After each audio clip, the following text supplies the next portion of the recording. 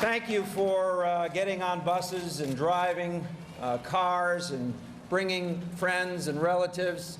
Thank you for the statements you've made before December 14th and since December 14th. Thank you for the love which you're actually expressing to your fellow human beings by your mere presence here today.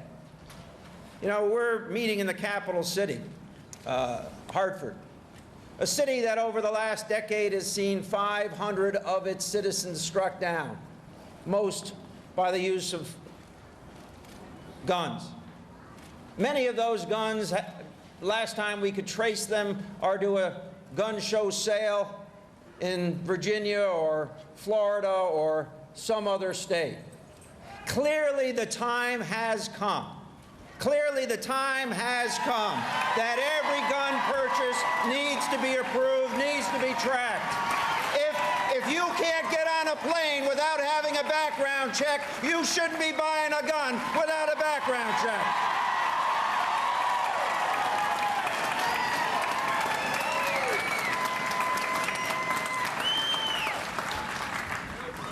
We live in a nation where guns have become ubiquitous, and our sensitivity about protecting those guns, even keeping them away from children, seems to have melted away in far too many places and far too many homes. If you lock your door at night, you should be locking your gun up at night during the day when it's not used.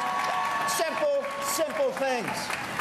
We need to hold people responsible for that. Just a few years ago in this country, it was illegal to have a magazine that carried more than 10 rounds. That was the law in this nation. The idea that a constitutional right to an unlimited magazine exists anywhere is a fallacy, and the fallacy is that we had that law, and that law was, in fact, enforced.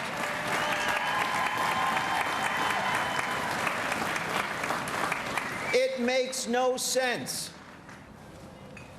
the distance we have gone since the assault weapons ban was allowed to expire. It has not made us a stronger union or a stronger community. It has not improved our lives. That is fallacy. What we are saying here by your presence and all of our presence is that we've got to change on a national level and on a state level.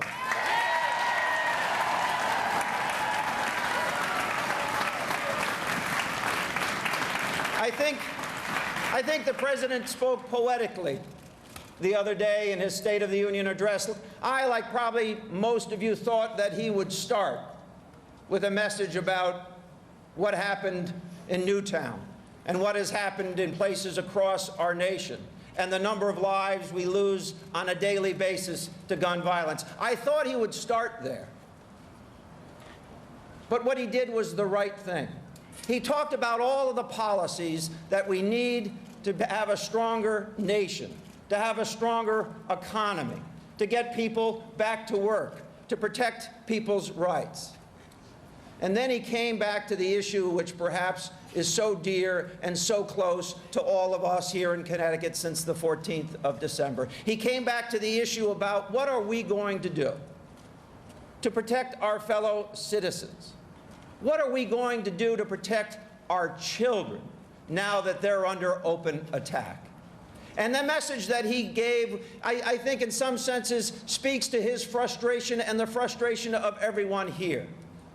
When people will block an up or down vote from a common sense principle that is supported overwhelmingly by the citizens of the United States and by the members of the NRA, something is wrong with our politics when we can't have a vote on what we know we need to do in this nation.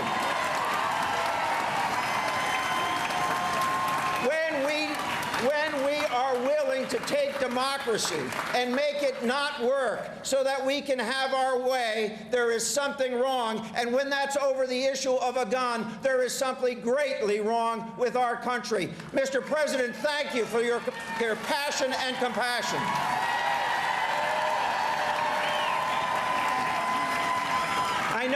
Finally, I note that the NRA thinks that the Newtown effect will go away. I think you're right. It won't. But there's also another warning in this. Every day that we delay making common sense changes on a national basis is a day in which more innocent individuals will die because we failed to act. What's going to happen in this nation is that Newtown has forever changed it. The NRA cannot confuse people into believing that all gun sales should not be subject to a background check. They can't do it because the American people have seen what happens in place after place, in movie theaters, in airports, on streets in Hartford, on streets in many of our cities. We've got to change, and we cannot let what happened here in Connecticut ever be forgotten. We have to use it as our justification for making the kinds of change that we all desire seeing. We will not rest until we have changed America. We will not rest until we have changed Connecticut. We will not rest until we have done that which makes our children safer. Thank you, and God bless you all.